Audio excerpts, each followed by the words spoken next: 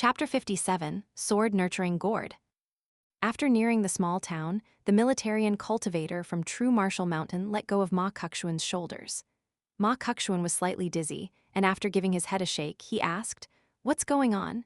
Did someone from my family get targeted? Perhaps an outsider took a fancy to one of our family treasures, but my father or uncle was unwilling to sell it. Yet, the outsider insisted on obtaining it, so my family suffered just like Liu Xianyang." Walking briskly with Ma Kukshan behind him, the man shook his head and replied, "That precious sword scripture was part of the reason why the mountain-moving ape from Sun-Scorched Mountain was willing to break the rules and act so resolutely. However, the most important reason is the animosity between Sun-Scorched Mountain and Wind Lightning Field.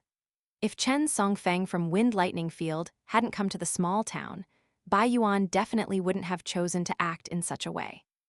Even if the cultivators from the outside world want to target someone in the small town, they won't dare to act too brazenly. At the end of the day, the sage overlooking this place." The man suddenly stopped speaking, and he looked at a rooftop in the distance.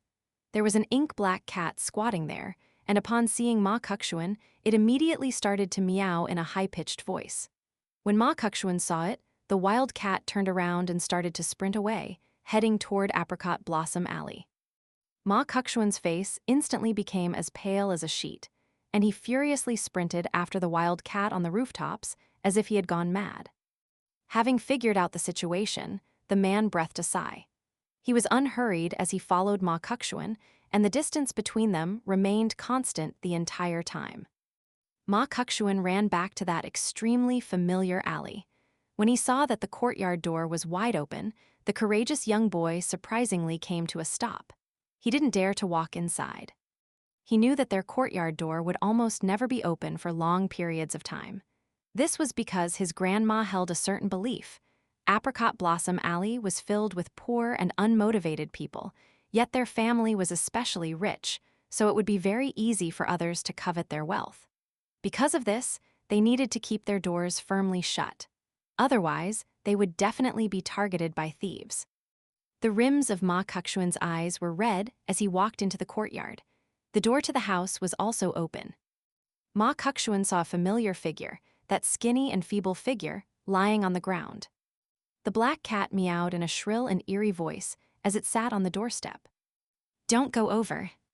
The man reached over and placed a hand on Ma Kukshuan's shoulder, saying, "What's done is done. You need to maintain your composure." Ma Kukshuan forcefully held back tears, and he took deep breaths as he slowed down his footsteps. "Grandma," he called softly. The man walked over and squatted down beside the old lady, placing 2 fingers under her nose. There was no sign of breathing. The black cat hurriedly ran into the house in fright, disappearing in a flash. The man pondered for a moment before looking up at Ma Kukshuan, who was still standing outside the door. "Don't come over. Your yang energy is innately concentrated, so if you come any closer, any remnant wisp of your grandma's soul will be destroyed by you," he warned in a grave voice. There was a deep frown on Ma Kukshuan's tanned face. However, he forcefully stopped himself from crying. The man reached a decision, and he grabbed the tiger talisman hanging by his waist and said in a solemn voice, "Mr. Qi, this matter can't be swept under the carpet. You have your rules, but I also have my considerations. I hope that you won't interfere in a while." After saying this, the man's aura suddenly underwent a drastic change. His clothes fluttered and his hair billowed as he quietly recited an obscure and arcane mantra. In the end, he finished by exclaiming, "At the request of True Martial Mountain." Ma Kukshuan looked over in a trance. What he saw was a 3-meter-tall deity in golden armor descending from the heavens. The deity beat its fists against its chest before asking in a thunderous voice, "Disciple of True Martial, what is your command?" Mystical abilities are prohibited in this place, and I'm not well versed when it comes to capturing souls either. Thus, I've summoned you here to ask for your help in searching around this house. If you find the wandering soul of this old lady, please collect it for me, and remember not to damage her essence. The deity in golden armor paused for a brief moment before nodding its head and replying, "As you command." The golden light vanished, and so too did the deity. In the office of the kiln supervision official, Chen Songfeng from the Dragontail counties, Chen Clan was currently sitting in a spacious room and busily flicking through records. There was a large crimson-colored wooden box beside his feet, and over half the wooden box was filled with yellowing books and records. Chen Dui casually grabbed a book from the box before walking over to the window and slowly going through it page by page. The elderly steward of the official residence was also present, and he was enjoying some tea as he sat on a chair somewhere in the room. Liu Baqiao, a swordsman from Wind Lightning Field, sat opposite the old man and politely chatted with him. The spirited and energetic old steward smiled and remarked, "What a fortunate coincidence. The Li clan's Li Hong personally visited the official residence a while ago to ask for the records of the different branches of the Chen clan in the small town. However, he only wanted the records up to 300 or 400 years ago. Master Song agreed, so I let Li Hong take 70 or 80 books that were sitting on top of the box. The box underneath is even older, but the ancient records inside it are coincidentally what you're after. In fact, if there wasn't an official requirement to bask these books under the sun every summer, they would have already been chewed into bits by the insects." Standing beside the window, Chen Dui didn't look up as she said in an indifferent voice, "I've heard that the descendants of the Chen clan in this small town have all become servants and maids for the 4 families and 10 clans in Fortune Street and Peach Leaf Alley. Some of these people have even become generational servants who forever kneel and kowtow to their masters. However, they still act in a haughty and proud manner when they come across ordinary residents of the small town." The old steward wore an awkward expression. Chen Dui spoke of the 4 families and 10 clans, yet the eldest grandson from the Dragontail County's Chen clan, a powerful and wealthy clan that had existed for over 1,000 years, was obediently sitting there and going through the records like a servant. Meanwhile, she was surprisingly relaxed and acting as if this were only natural. Even using his kneecaps, the smart old steward could work out just how noble and high-ranking she truly was.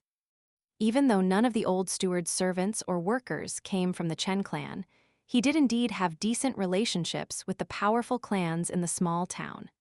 Thus, he didn't want to make a mistake regarding this matter and accidentally provoke this powerful and domineering outsider.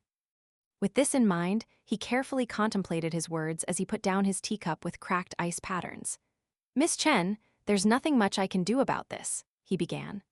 According to an elder in the office, there were originally 2 branches of the Chen clan in this small town, with the 2 of them having different ancestors. One branch moved out of the small town a long time ago, and they didn't leave any descendants behind. However, I vaguely remember others mentioning that they especially assigned some graveyard attendants when they left. However, that was far too long ago, so it's already impossible to verify which clan was responsible for taking care of the Chen clan's graveyard. As for the other branch, they also used to be one of the most powerful clans in the small town. In fact, they were among the top few clans. However, the world is impermanent, and after a few internal and external struggles, they gradually started to decline. This has especially been the case for the past few hundred years. Just like you remarked, Miss Chen, they're indeed becoming increasingly incapable by the generation. And today, there are already no more independent families from this branch. Oh, hang on, I just recalled that there is genuinely one lone person who's still independent. He's very likely the only member of this branch who hasn't become a servant of the 4 families and 10 clans. That child's father was an extremely skilled potter, and he was even commended by 2 previous kiln supervision officials. This is why I still remember him. However, he died very early, and I have no idea how his child is doing now. In any case, based on what I've seen and heard, the people in this small town treat the descendants of the Chen clan fairly well overall. This is especially true when it comes to the Song clan and the Zhao clan, and even the head stewards in their residences are from the Chen clan. They're masters and servants in name, but they're almost like family in reality. After revealing all this ancient history about the Chen clan, the old steward picked up his cup to take a sip of tea. Chen Dui smiled and said with a nod, "Steward Zhu, you're a very smart person. No wonder the kiln supervision office is able to run so smoothly." The old steward smiled and replied, "You flatter me, Miss Chen. I'm simply aware of the limits of my capabilities, so my only aim is to perform to the best of my ability. It's nothing more than hard work." Chen Dui replied with a smile. She then turned around to face Chen Songfeng, who was sitting in an upright manner, and she chided in a cold voice. If you really can't find anything, then why don't you flip the box on its head and start from the records on the bottom? Didn't you hear Steward Zhu's words just then? For the past 1,000 years, the records in this small town have only recorded information about the other branch of the Chen clan. If I remember correctly, this branch shares the same ancestor with your Dragontail County's Chen clan. What? Is it fun to flip through these genealogy records where everyone is either a servant or a maid? Beads of sweat formed on Chen Songfeng's forehead. His lips were slightly pale, and he surprisingly didn't dare to talk back to Chen Dui. He hurriedly stood up and bent down to flip the wooden box over. The old steward immediately sat up straight, no longer appearing relaxed and carefree like before. Liu Baiqiao truly couldn't watch on anymore. Chen Songfeng was indeed a meek person, but he was still the future clan leader of Dragontail County's Chen clan. Regardless of Chen Dui's background, and regardless of whether they were from the same clan or same sect, she still at least needed to show him some basic respect. Thus, Liu Baiqiao's voice was solemn as he said, "Chen Dui, if I'm not blind, Chen Songfeng is helping you right now. So even if you're not grateful, you shouldn't speak to him in such a demeaning manner." Chen Songfeng hurriedly looked up and gestured to Liu Baiqiao with his eyes. However, Liu Baiqiao shot a glare right back at him and exclaimed, "Even emperors will have a few poor relatives. What, there might be some exceptions? Fine, but do these exceptions give them the right to act contemptuously toward others?" He was frank and forthright. This was the inherent nature of Wind Lightning Field's Liu Baiqiao. Chen Songfeng wore a bitter expression. The old steward lowered his head to drink tea, pretending that he could neither see nor hear this exchange. Chen Dui faltered for a moment before smiling faintly and saying, "That's true." This time, it was Liu Baiqiao who felt a little stumped. Chen Dui placed the record she was reading on the table, and she planned to go out for some fresh air. As the host, Steward Zhu naturally invited her to stay. However, Chen Dui politely turned down his invitation. After leaving the side office, Chen Dui stood in the corridor and looked into the distance. There was a fairly large space in front of the office lobby, and in this space there stood an archway facing the lobby door. There was a large character inscribed in an ancient script, and this was the character Yue, as in mountain range. This wasn't a rare sight. Each mortal empire and nation would designate 5 mountains as the 5 mountains, with 1 mountain in each of the north, south, east, west, and center. The gateways standing before these mountains would all be inscribed with 2 characters personally written by the emperor, with the character Yue always written in a traditional script. Scholars, cultivators, and immortals of the future generations had hundreds upon thousands of different explanations for why this was. As for the true reason, however, it had most likely already been lost in the annals of history. Chen Dui saw a large figure and a small figure sitting on the white stone steps under the archway, quietly chit-chatting about something. She hesitated for a moment before slowly walking over. In order to remove any suspicion of her eavesdropping, she purposely coughed when she approached the 2 people sitting on the steps. Unexpectedly, however, one person was enthusiastic as they spoke, and one person was engrossed as they listened, resulting in both of them treating Chen Dui as if she didn't exist. Chen Dui didn't take this to heart, and she casually sat down on the other end of the step. Even though she appeared relaxed and casual, the manner in which she sat still exuded a sense of decorum and uprightness. The 2 people were conversing using the official dialect of Eastern Treasured Vile Continent, and this was something that Chen Dui could understand. Otherwise, she wouldn't have come to this small town in the first place. However, she was still unable to speak this dialect smoothly, so she had remained largely silent when traveling here with Chen Songfeng. Of course, the main reason she didn't speak much was because she didn't have much to talk about with Chen Songfeng and Liu Baiqiao. Liu Baiqiao appeared frivolous on the surface, but he was in reality someone who was completely focused on the sword Dao. Although he seemed quite interesting, he was actually quite dull. Meanwhile, Chen Songfeng wanted to revive his declining clan. He appeared modest on the surface, but he was in reality someone who considered many things in his mind. These 2 top-notch young men from Eastern Treasured Vile Continent didn't mesh well with her. Their beliefs and aspirations were different, so they naturally wouldn't get along together. The young boy glanced at the woman, who was approximately 10 years older than him, and his first impression of her was only so-so. Chen Dui quietly sat on the step, and she didn't show any signs of wanting to speak or interrupt them. However, when glancing at them just then, Chen Dui had noticed that the little girl was holding a crystalline and emerald green gourd. Being as experienced as she immediately knew that this was an extraordinary item. The young boy in noble clothing was none other than Clay Vase Alley's Song Jishin, while the little girl who looked like a porcelain doll was none other than Sun Scorch Mountain's Taozai. Song Jishin had visited the Li clan's residence with Song Changjing before, and he had immediately taken a liking to this little girl. This was because he had always liked exquisite and beautiful things ever since a young age. Meanwhile, he had a dislike for crude and ordinary things. Taozai also had a very good impression of Song Jishin, so the two of them mysteriously became good friends. Most importantly, the age gap between them allowed them to freely and happily converse with each other. In fact, Song Jishin didn't feel like he was acting in a perfunctory manner at all, so much so that he asked his uncle Song Changjing to force the Li clan to let Taozai out, such that he could bring her over to the kiln supervision office to play. He had completely ignored those pitiful and aggrieved expressions as he had held Taozai's hand and led her out of the Li clan's residence. At the same time, he had also sent someone to deliver a message to Zhe Gui, asking her to find the emerald green gourd in his box of treasures. This was his present to Taozai. The little girl was extremely friendly with Song Jishin, and she asked, "Firewood collecting brother, you mentioned the academy archways just then, one of the 12 types of archways.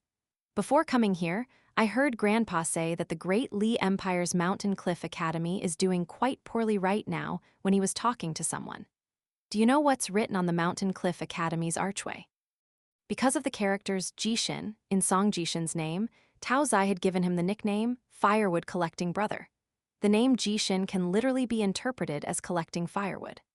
Song Jishin didn't mind this, and he completely ignored the outsider woman at this moment as he turned to Taozai and replied with a smile, "I have no idea. I've never left the small town in my life, and I haven't read too many books either. After talking with you for so long, I feel like I've almost exhausted all of my knowledge." Taozai sighed and said, "I wonder if Grandpa Yuan is having any luck with his search."